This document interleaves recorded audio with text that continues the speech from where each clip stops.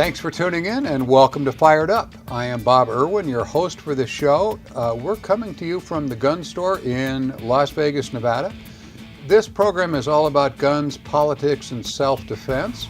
On this show, our panel discussions are going to cover another recall election now coming up in Colorado, the continuing problem of making a decision to arm school employees, this particular one taking place now in Idaho, and a really interesting case on a shooting where immunity is claimed in a self-defense shooting case that if you're not able to watch the whole show, watch the last segment. This is a very, very interesting case. We'll be right back after a commercial message here.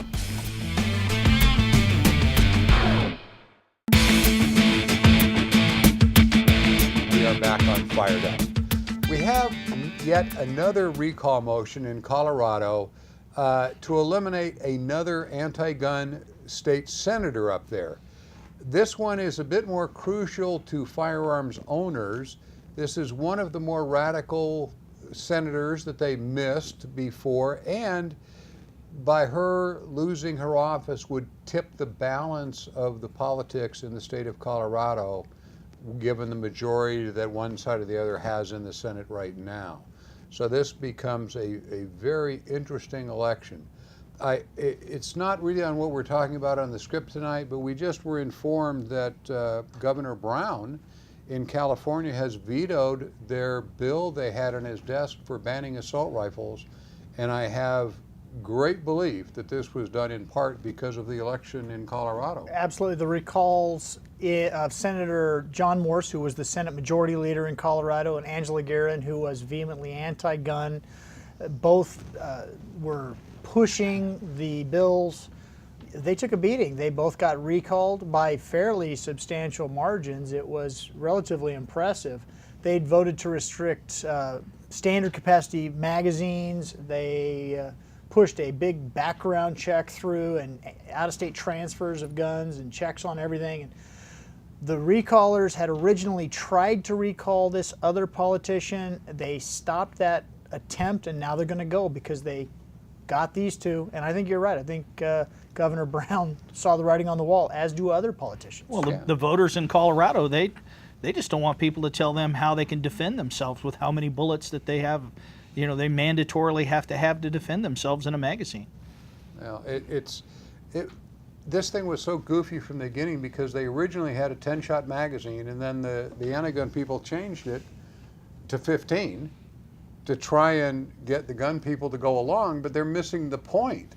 It isn't how many rounds, it's whether you let the guy carry whatever number of rounds he wants. Right. Welcome to America. My understanding is that some of the sheriffs are not enforcing it. They feel like it's unconstitutional. So it's kind of pick and choose who's actually going to be enforcing this and throwing them in jail or not. No, there's 64 sheriffs in Colorado, and all but 10 of them said that they're not going to enforce it. So I mean, that's overwhelming. I think in the urban centers, of course, the sheriffs, but the rural sheriffs, they're not going to enforce it. So. And 53 or 54 of them joined a lawsuit to overturn the law. Yeah. Of course, we'll never know if they're enforcing it or not. We just won't see this big rash of enforcement actions. You won't ever be able to say they are or they aren't. And the same thing's happening in New York now, too, with Right. the sheriffs in New York, and the Governor Cuomo's all upset about that. In fact, now I just got a document from the guidelines in New York for the state police, and I guess they can't go around and count rounds in people's magazines. If you got a pistol, they see a handgun on you, there's no probable cause. They can't say, well, you can have a 10-round mag, but you only have 7 rounds in it. There has been a few arrests already made under the 7-round limit, and I think there's going to be some court I think processes that they had no probable cause to count the rounds. They'll back off on that. It's crazy. It's embarrassing that we're even talking about something as ludicrous as this. And the same thing in Colorado. Checking a person's magazine. I don't know. Tony's very upset. Tony's wound on this one. Do you need a minute just to collect yourself? It's ultimate silliness, and we have firearms instructors on the show all the time. We've got a federal firearms instructor, And I got to ask you directly, how many shots do you need to defend your home when, say, a burglar breaks in, or 2 burglars, or 5 burglars? Is there a set number that would be reasonable for you to have in your magazine? Lane? Yes, as many as I can get in the magazine at the time. We always, I've lived, I spent 31 years in the law enforcement business, and it was always better to have it and not need it than need it and not have it. Absolutely. And if you're in a situation where someone's breaking into your home, and you go, well, I've got 10 rounds, but gee, I would have felt better with that 30 rounds. Yeah, I'm not going to probably use 30 rounds in a magazine if a guy breaks into my house, but You don't know how many he has. I don't know how many he That's has. right. He's certainly not going to. And you don't he's know not if- going to follow the law. You don't know if he's by himself, Yeah, or if you there's never- 3 or 4 more guys outside waiting for him to yell out, "Come on in, guys, and help me with the big screen." Exactly. He's only got 10. 10. It's okay. Come on in. Yeah, he's got a New York magazine. Don't worry about Yeah. it. Most of us are safe. I talked to a group here in town called the Creekers the other day. Wonderful group of individuals supporting the Second Amendment and their rights to shooting, enjoying the sport. And one of them asked me, how many shots can I fire in a self-defense situation before it's too many? And I said, there's no set. We teach cops and we teach civilians. You shoot until the threat's done. And that's the answer.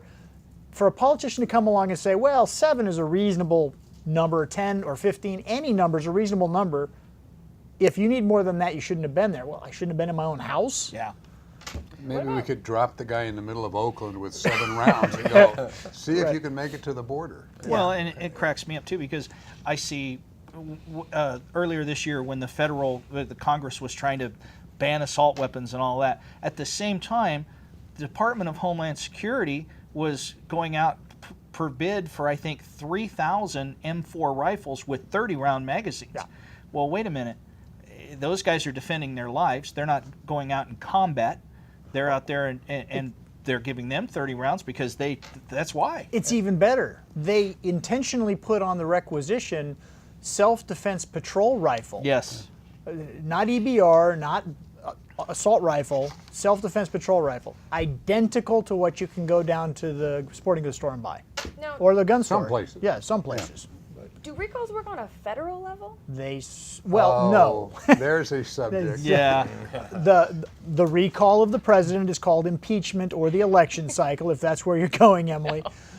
Most states have a recall process, and in theory, at the state level, because there's only one federally elected position, that's the president. Everything else is state law. So each individual state can decide how to handle their own politicians. You could theoretically start a recall petition and gather enough signatures statewide to force a recall election of a federal officer in states where it's allowed. Is it allowed in Nevada? Well, it has never been tested or tried, but in theory, yes. We could mount. My understanding is we could mount a recall election of any elected official in the state. I'd expect, seriously, the way these votes have been going in Colorado and a lot of other states. We've got this same motion in Northern California and several other states that are trying to distance themselves, counties trying to distance themselves from these regulations, that we're going to have a recall, I think, of a lot of people that are currently serving in Congress, and it won't be listed as a recall, it'll be just an election. I think Congress is in for as we used to say, they're going to get put in a bag and shook in 2014 and 2016. It's going to be ugly because of what's been going on with the budget, what's been going on with bills, what's been going on with the Second Amendment. I think we're in for a real rough ride the next 1, maybe 2 election cycles. I would certainly hope so, from my As perspective. Mark Twain so eloquently put it, diapers in politicians need to be changed regularly and for the same reason. On that wisdom, we will break for commercial. We'll be right back. Thanks for sharing, Wendy. More discussion on guns, politics, and self-defense when we come back on Fired Up. A school has always been the ultimate soft target for terrorist attacks, Probably all 36 people at that meeting. We're packing also. So. along with the school board.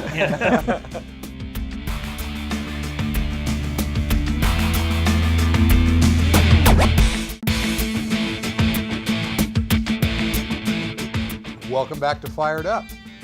We've had a number of discussions on this show and in the media about arming teachers, having security officers in schools, or volunteers of some sort in various states have come up with various suggestions to keep children safe from these mental midgets that seem to like attacking schools. There's a small community called Standpoint, Idaho, has entered into that controversy now, proposing to add a layer of security to their local schools by training and arming armed volunteers. Tony, I'm going to start you off with They this. had 36 people show up at the board meeting. 36. Now that doesn't sound like a lot of people. I mean, but there's only 300 people living in the whole town. So 36 of them is quite a large It's number. like 400,000 people showing up here for a county commission meeting. Exactly. And and most of them felt, obviously their parents, and most of them felt that it would be a good idea to keep their children safe. And I think it's great. I think it's absolutely fantastic. I'm sure that all 36 of those people that showed up there would be volunteering at that high school or that grammar school or that whatever school to protect those kids. And it's great to see these small communities taking a step and doing something rather than being sheep. Yeah. Well, a school has always been the ultimate soft target for terrorist attacks. The last time the Israelis had one was 1973 or 74, and then they started arming all their teachers and people there, and they haven't had another school attack since then. When I teach the anti-terrorism classes for the State Department, Al-Qaeda has put this out in every training manual that they have ever put out, that schools are so vulnerable, they're so easy, they cause maximum amounts of terrorism because you have the children there and you have the emotional strain of the, did a child get killed? They understand that really goes to the core. And our schools are where our children are at. They're the most precious commodity we have. They're the most unprotected, by and large, places, and they're easy targets, as you've mentioned. I really can't imagine a place where parents would say, I think it's a bad idea to protect the kids at that school or my kids at that school. But I know what happens. Parents say, oh, you can't have guns around the school because my kids go there. Well, so do mine. And I'm all for it. Especially with trained individuals. We're talking about Sandpoint, Idaho here. It's not like firearms are a foreign subject. Yeah, really. Probably all 36 people at that meeting Were armed. were packing also. So. Along with the school board. I can't imagine that there would be any opposition to this that would be so persuasive that they would want to leave their children vulnerable, especially when they already have so much support from the community already. I feel like this is probably something that they feel very passionate about and that they could probably make happen. And obviously in a small community like that, the police may not be able to respond in a timely manner to begin with. God knows if it's a rural community, he may be 15, 20 minutes out, and then what are you going to do? So at least there's some first line of defense. Yeah, we have that problem in schools, even in major cities, that the police response is going to be 3-4 minutes. Maybe 5 or 6 by the time it gets to the dispatch system. That's a lot of dead children. Well, when we teach active shooter, a very conservative formula is every 15 seconds it takes you to respond, another person dies. Wow. Yeah. One of the things that this comes back to is I think that when folks have a concern about this, it's because they're not putting enough emphasis on what can happen. I know folks have said, well, the swimming pools are just as dangerous, if not more dangerous, and why don't we do something about that? Well, we do. The schools have lifeguards if they have a pool. They have trained people in first aid out on the PE field. This is no different. It's just more visible and more delicate than those responses. One of the parents said they could protect their kids better by teaching defensive driving tactics. Well, Right. And we're talking about a state where it's legal to drive at age 14 if you get the right license. And how So many terrorist attacks are going on in Idaho? it's not that how many are going on in Idaho. Lenny will tell you this. These people sit around and they come up with ways. Terrorism isn't about actually killing people. It's about causing change in a more powerful force than yourself. And that's why they started hitting schools in Israel, and they stopped really dramatically and suddenly when people started shooting back. If you wanted to cause drama, Sandpoint would be a really good type place. I'm not saying Sandpoint's the place, but I'm not sure that they would hit a school in New York so much as they'd hit a school in the heartland if they were thinking that way. Well, in these schools, in rural areas, I grew up in a very rural area in Northern California. I mean, you were lucky if the sheriff's deputy that was patrolling that end of the county was half hour, 45 minutes away from you. And, you know, they look at these things at schools, and, you know, we've looked at it with some of the stuff with my company that we look at, you know, training the volunteer guards, make sure they have background checks. Mm-hmm. You know, there are people out there, there are retired police officers that are not disabled, who are retired, who would, you know, have either children or grandchildren in these schools. Right.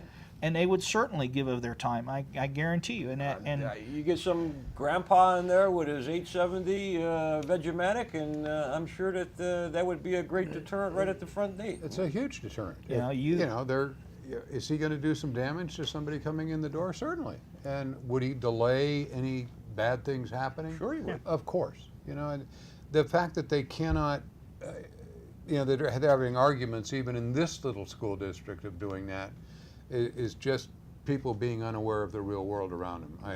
It never hurts to have security around the kids, and like you say, they're not going to be affected by seeing someone with a gun. No. My God, they all have guns all over their houses, except probably the lady who wants them to spend the money teaching driver ed. If you think that they're going to make this happen anywhere, it's going to be someplace like in Idaho and a smaller. And I wouldn't be surprised if if soft target. Yeah, that's exactly right. And I'm sure there are places where they haven't made the news because they just all got together in private and said, okay, here's what we're doing. You know. Well, you look back at the Amish school right. shooting a few years ago, very rural area. You know, obviously guns were not part of their family, you know, in their families. But you know, here was a guy who walked in school and just was devastated. Well, and the crazy part is people who want to say this really doesn't happen don't remember world history. We talk about Israel, but we had a recent shooting. I'm trying to think of which country it was. It was Iceland or Norway. The fellow went over and shot up that school. On the island, The island, right? He went over to the school and he shot up. They don't have guns per se there, and so they had no quick response. Why did he go there? Well, there was some politicians' kids there, but by and large, they were easy targets, the soft target. Mm-hmm. Happens all over. Yep. And that side does it all the time. They've hit schools in Russia and hit everything else, and it's the coming wave. I hope not, but Grandpa with his 870 could be a huge deterrent, and it costs almost nothing. So not doing it is just dumb. We'll be right back after these messages. Don't go away. We'll have more Fired Up when we come back.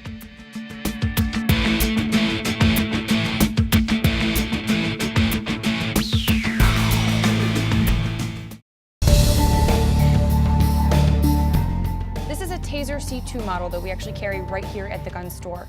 This is available for $399.95 on our retail, and it's a nice alternative to carrying a firearm, because sometimes you go places where firearms are not allowed, but you still want to have something for self-defense. This is a taser and a stun gun. A lot of people don't know that there is a difference between those two, and they use those terms interchangeably. This actually is a demo model I'll show you, but the actual unit that comes out of here is the taser portion, and this is what shoots the barbs out. And this is the stun gun portion, which is for kind of close combat, close encounters, too close for my comfort, and it makes a terrible sound, but it is very effective. So the taser is actually what I carry in my purse no matter where I go. This is for when I can't carry my gun to places, if I'm going to be out someplace where they're not allowed. I don't go anywhere without my taser, and I love it. The benefits of this is that it is obviously a non-lethal option. It has 50,000 volts. There's a lot of power associated with this, and it can drop a 2,000-pound bull in less than a second. The bull there's videos of it online, got right back up, but this will drop your assailant, no questions asked. If he's hopped up on drugs, doesn't matter, he is going down. This will knock them out of commission, and it will give you 30 seconds to get away. So what it does is this unit actually discharges the barbs. It goes into the attacker, and you can actually drop the unit and run away to get to safety. You can stand there and watch them and keep tasing them if you're into that. But this actually allows you to go away, get help. You have 30 seconds for that first cycle. The benefit to that is that Taser International ensures this, so that if you use this in self-defense, you drop it, you throw it away, and you get to safety, you give them a copy of the police report, and they will replace the unit completely free of charge with that police report. So this is a wonderful way. You don't have to worry about not being able to carry it someplace. There are a few states that they are not allowed. However, this is a very, very wonderful option for self-defense when you cannot carry your firearm. Some of the benefits of the Taser C2 is that you can actually take down your assailant from over 15 feet away. There's no license needed to carry openly or concealed. It's compact enough to fit into your pocket or into your purse. We do sell holsters that if you want to carry it on your person, you can obviously do that. It actually has a laser sight and a flashlight, so that there is a red dot that is going to be on your attacker that you can see directly where you're aiming and where those two barbs are going to penetrate the clothing. The Taser is a CEW, which is a conducted electrical weapon with neuromuscular incapacitation. It actually disables the T waves in your brain. So there is no substance, no alcohol, no crazed maniac that is going to be strong enough to be able to withstand this. So it's a wonderful alternative for your personal carry when you're not allowed to have a firearm.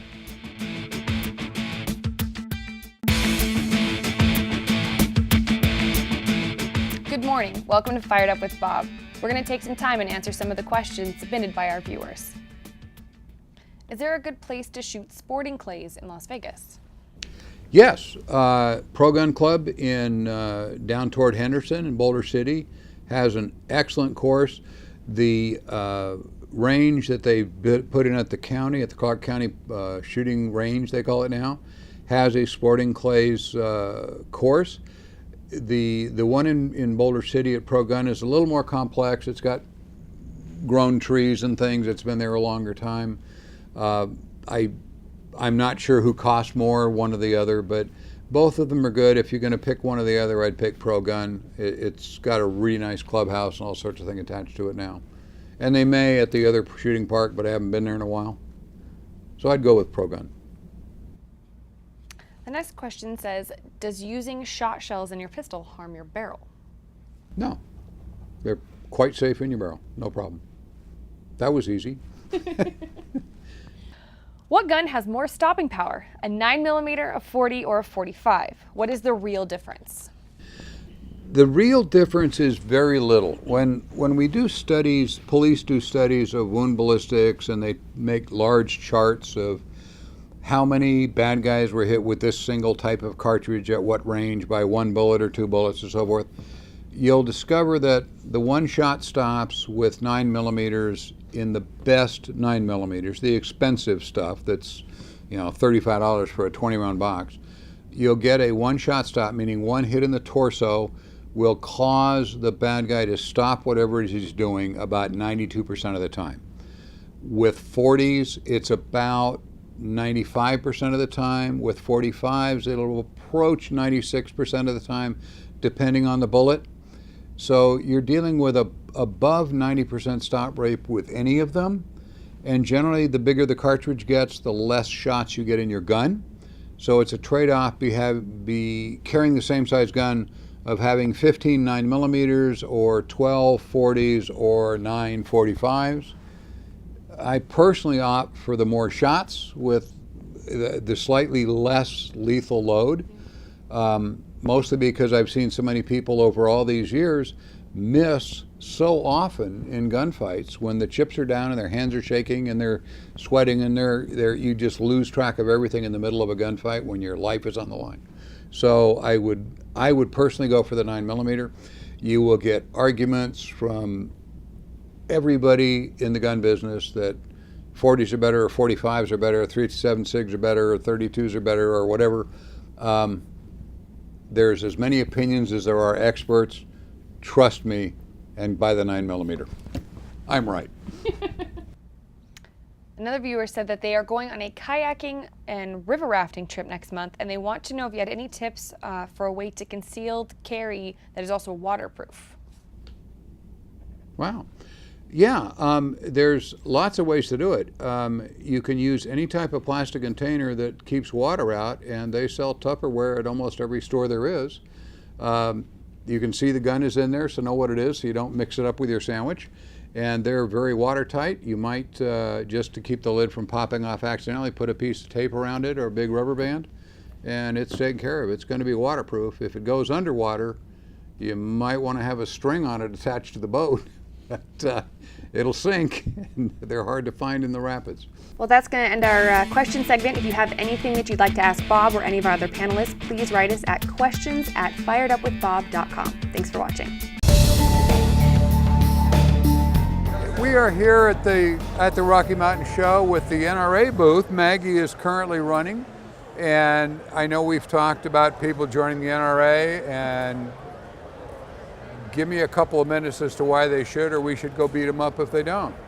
Well, one of the major reasons why we do want to affiliate ourselves with the NRA is because the NRA has our best interest at heart.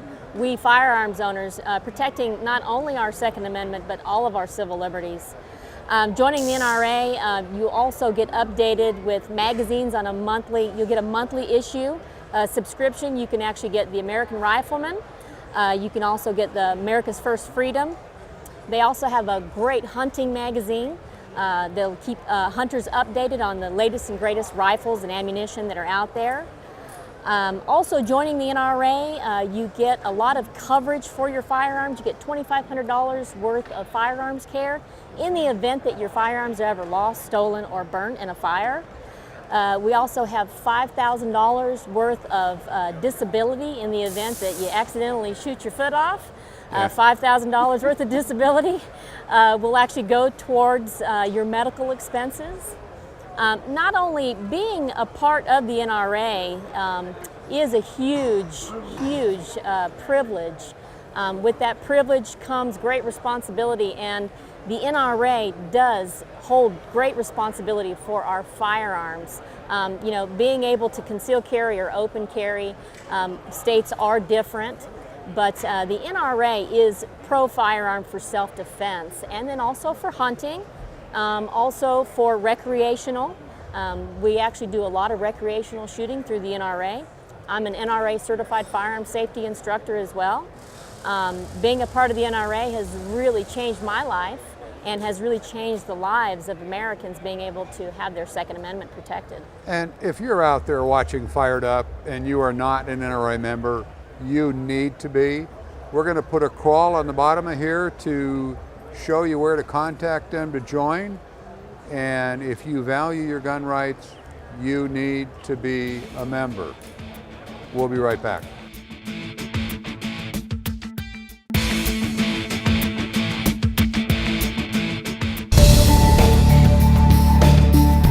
We are back. With me is Mitch, who runs the Rocky Mountain Gun Shows. We're his guests here filming some of the displays. This is an amazing show. Thank you. In the Thank middle you. of this wonderful hotel. It's gorgeous, and it's it's just terrific. How long have you been doing these in Las Vegas? Long time. You know, this is actually our 4-year anniversary. This month is our 4-year anniversary for the Rocky Mountain Gun Show. And we've been doing them here at South Point the whole time. The South Point Casino's been wonderful to us. It's a great facility. So we're real happy to be here. We get a great turnout. Yeah, I can see that. And this is the second day, and the place is packed. Yeah, yes. The vendors seem to be We've happy. got awesome vendor support. A lot of big vendors that follow us around. We do our best to keep them happy, and you know, we kind of pride ourselves on the advertising we do for our show. We do a ton of advertising, from billboards to radio, TV. Well, you're about to have some more, apparently. Yeah, and you know, just we really try to do a lot of advertising to, you know, to bring the people in for our vendors. Well, it's just part of the gun industry. It's so nice to have this here because it creates a lot of interest in firearms, and the more Sure. publicity we all have, the better Sure. off We do. We also offer a CCW class here, and that's a nice for the public, you know, to come in, and I think everybody should have their concealed weapons permit. I couldn't agree more. You even have the ATF here. Yep, answering the ATF questions is, for people. you know what, they've been very supportive of us. They compliment us on a show well run. They compliment us on being strict with our rules. You know, we try to follow the letter of the law as best we can and make everybody happy, do what you're supposed to do. And Well, I appreciate everybody your, can have your the putting the show on, and I appreciate you letting us in to film it as part of our show. absolutely, we love. Thanks for coming. It's well, it's good for everybody. Anyway, Yeah. I appreciate it very much. Thank All righty. you very much. Thank Nick. you. Appreciate it.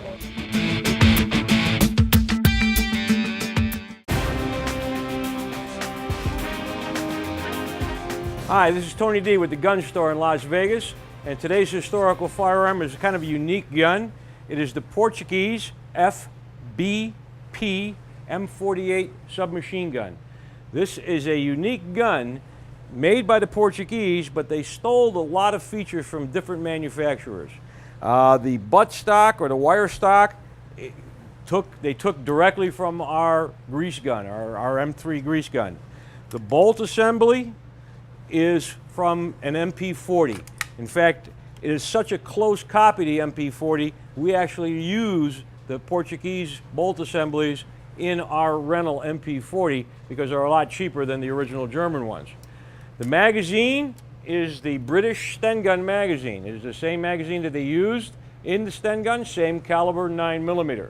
Also, the Portuguese put a heavy barrel on it with a bayonet lug so they can use their Mauser bayonets on their submachine guns, which was kind of unique also. The gun was used by the Portuguese Armed Forces and security agencies, and it is a pleasant shooting gun. However, it is exceptionally ugly. So we're going to get into it and fire a couple rounds, and we'll show you how it goes. All right, this is an open bolt type submachine gun, just like most of them are. You cock it back, it'll stay back. You insert the magazine into the gun, and when you fire it, the bolt will go forward, strip a round off the top of the magazine, fire it, and retract. So here we go.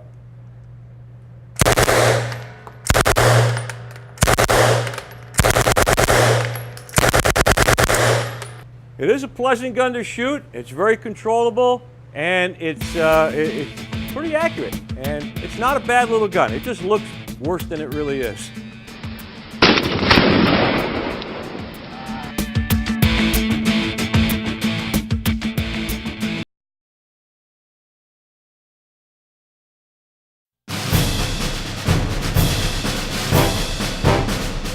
All right, we're going to do Moron of the Week now. This will hopefully make you a little more conscious of your gun safety, even though you'd probably never be this dumb.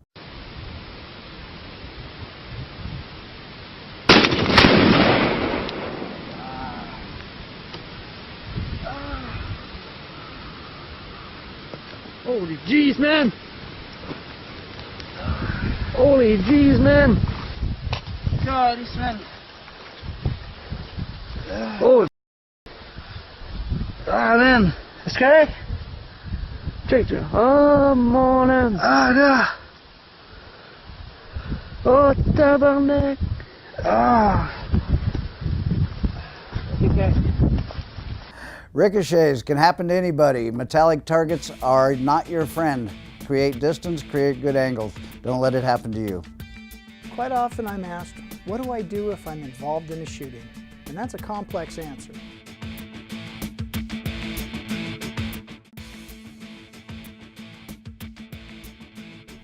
Quite often I'm asked, what do I do if I'm involved in a shooting?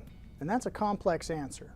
There's actually a list located at the firedupwithbob.com website, but let's run through a few of them over the next few weeks.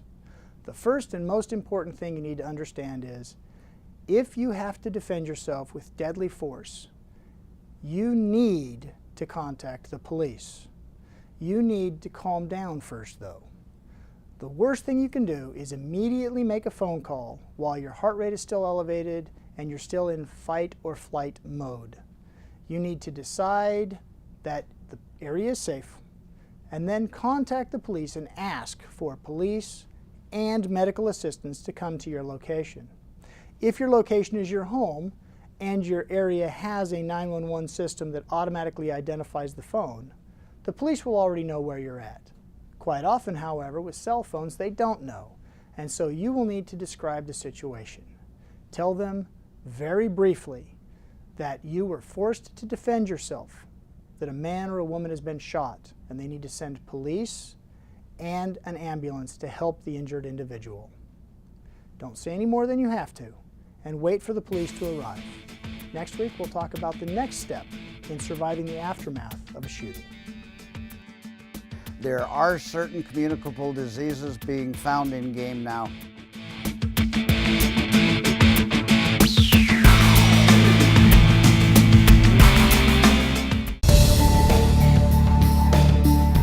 I'm not a fan of washing dishes, but these things are almost required equipment now for cleaning your game. Not only do they keep your hands from slipping and keep the blood off your hands, there are certain communicable diseases being found in game now. Right here with our Rocky Mountain bighorn sheep, with elk, different herd animals have different things. This is going to give you a lot of protection if you happen to be handling game animals that have been infected with something. If you get a cut, you've got your gloves on, it can make all the difference in the world. They do give you a good grip, they're good to work with, and they keep the wind off your hands. So if you're delicate, they work too. More discussion on guns, politics, and self-defense when we come back on Fired Up. There's no justice for anybody, like any of those family members or anybody. I mean, Well, and here you've got a good guy who, totally shot an uninvolved person.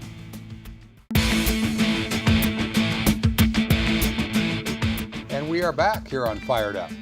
We have a really interesting thing here. There's a theory called immunity and self-defense that comes up in shooting cases. A recent case in South Carolina, very recent, has brought an entirely new perspective to defensive shootings.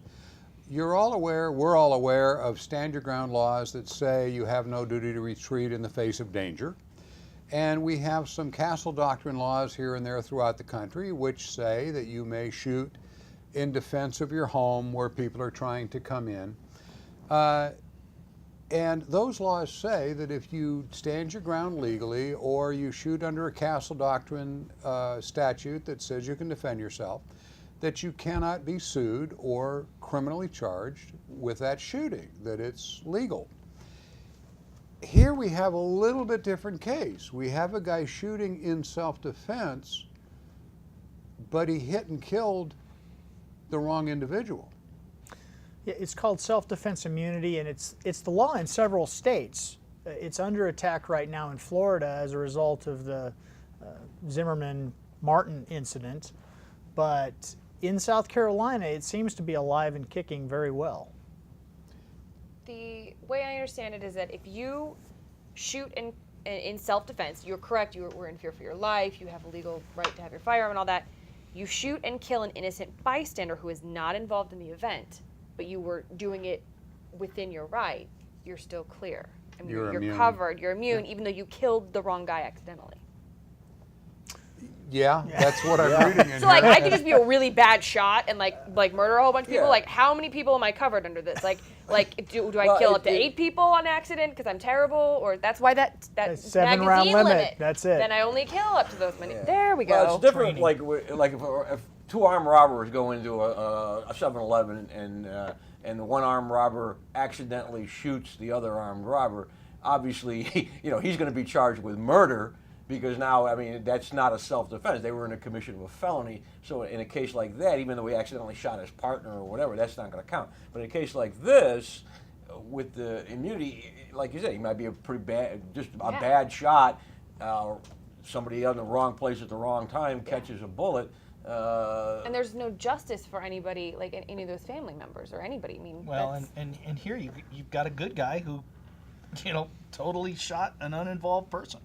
And totally uninvolved in the deal, and his lawyer apparently moved under that statute to say his client is immune because their law says if you shoot in reasonable self-defense, you are immune from criminal and civil charges. and the judge dismissed the case, or at least dismissed it at this point. So our lawyer, Michael, is going to explain to everyone out there how this actually works. Well, the statute is entitled the Protection of Persons and Property, Immunity from Criminal Prosecution and Civil Actions. It's been tried several times. This one is a little more involved because of the facts. In general, what happened here was a young lady and her friends were coming home from a dance. They called their dad and said, Mr. Scott, and said, you know, we're being chased by this SUV full of people and we're scared. And when they got to the house, he heard shots out front, and he stepped out front and saw what he believed to be the aggressor and fired around, and unfortunately killed a uninvolved individual across the street who just happened to be driving by in a car. He was charged with murder. This happened back in 2010. Right. He was charged with murder. His attorney is also a state representative, I believe. And right before the murder trial was set to start, he filed a motion for an immunity hearing.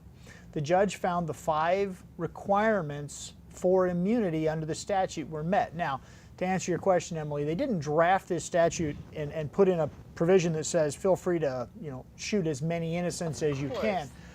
Clearly a loophole. One of the drafters of the law said, while we didn't intend that necessarily, we understand that the reason the immunity needs to be there is in a self-defense situation, which is not what most normal people are prepared for. They're not going to be great shots, and we don't want them to not defend themselves or not have the right to defend themselves just because they may not hit their target. As we've always said on the show, wow, you know, 100% of the bullets you fire will hit something.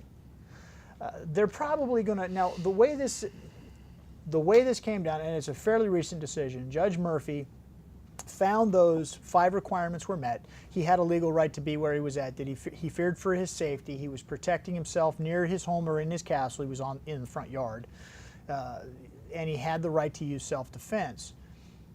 It's being appealed. The state solicitor, who is the prosecutor, has already announced they're going to appeal this to the state Supreme Court to determine whether or not the drafters really intended for this to protect this guy if an innocent gets shot and killed.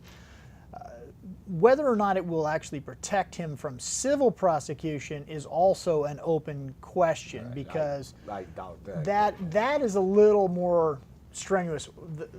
What the drafters probably intended was, if you hit the right guy, his family can't sue you. But again, you get what you write. And in contract law, which all laws are drafted under the theory of contract law, the person who drafts it is presumed to have put in what they wanted to be in there and left out what they wanted to leave out. We know that quite often with laws, especially, the way they're drafted and changed and moved around isn't always true. But this case is going to be a bellwether case. They're going to test this theory in South Carolina. But as of today, in Judge Murphy's courtroom, if you meet the 5-prong test, she will dismiss the murder charges against you, even if the person that you hit is an innocent bystander. Sounds like one of those laws that, well, we have to pass it before we really see what's in it. I don't think it was so much because it's 5 paragraphs. It's not long. Right. It's just that when they drafted it, nobody ever asked, now wait. It should have been longer. Do we Should've intend for clarified this some to things. cover all of these possibilities? What if they hit the wrong guy? Right. And now we've got a family that their child is a young girl, I believe, was killed, was not? The nickname was Boo Boo. I thought it was a young man who was dropping off a young girl, but it might have. The stories are like a lot of these kinds of things, because the court docket's not available yet. I couldn't get the judge's opinion. I'm based a lot of what I know about it off the news stories back at the time and now, and it fluctuates who it is. Ultimately, the one thing everybody agrees on is the young individual teenager who died was an innocent bystander, was not part of the threat, but the shooter perceived them as part of the threat and acted under the statute appropriately. He seemed to act under what it said, and I understand what they're intending to write, but you know, we've all seen state legislators get involved and leave a glaring hole in something they think they're writing a law about, because nobody ever says, what if this happens? So now we have a family who lost a child, who has No right to do anything. no way to come back and say, Not that you can really you owe make us money, or not that Yeah. that would bring the child back, but it's, we use civil lawsuits to right the wrong in Yeah. lots of things. takes away some accountability on the But it, Party at yeah, issue. there's no accountability for, for throwing a shot across the road, and I'll understand that you shoot at the wrong person, it happens. Oh, yeah. But one of the things we always tell our students is, if it happens, you're going to get sued out of your socks, bud, because you can't go shooting people that aren't involved. That's why you have to pay attention to your target, what's behind it, and so forth and so on. And now we may have case law in South Carolina that says you don't have to worry about what's beyond your target. And this, it is too small of a show to get all this stuff, but the book I read on this said that these laws are in effect in 10 states. They're all worded slightly different. Right. But 10 states have similar laws that grant immunity if you meet these steps for self-defense. And I looked up the 10 that I could find. They all follow roughly the same format, and amazingly enough, I couldn't find any one of them that very clearly says, however, this provision doesn't protect you if you shoot the wrong person or shoot somebody accidentally, even if you feared. And again, the one that is really going to be the test case here isn't this one. This one's going to take a while to get to the state Supreme Court, and then maybe some federal action depending on what happens there. Florida is now looking at their stand your ground law and their immunity defense law in light of the Zimmerman Trayvon Martin case, and their law is roughly the same as the South Carolina law. So what happens in Florida is likely to cause these other states to reassess their immunity laws as well. I would be willing to bet that they all go back and look at them a little closer in light of these two cases. We'd expect. That does it for this week. Thank you for tuning in one more time. We'll be back next week, same time, same station. Thank you.